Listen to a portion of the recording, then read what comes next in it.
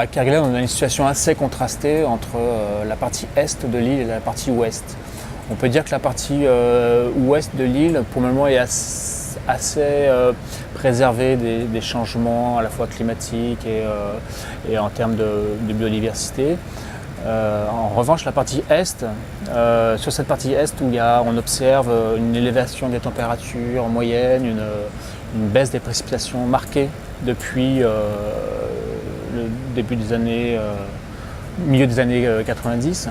Là, il y a des espèces qui sont vraiment, on va dire, fortement menacées.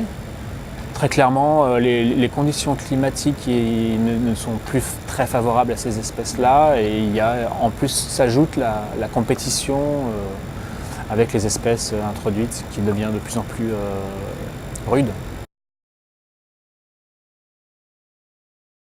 En termes de climatologie locale, depuis début des années 90, on a une augmentation des températures assez constante, assez marquée, et surtout une forte diminution des précipitations, avec des sécheresses estivales qu'on ne connaissait pas avant.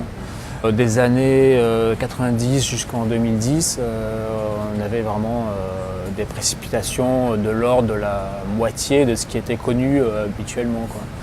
Et donc cette sécheresse associée à des températures élevées est extrêmement défavorable aux espèces natives, notamment l'azorelle, les coussins d'azorelle qui ne survivent pas à un régime trop sec.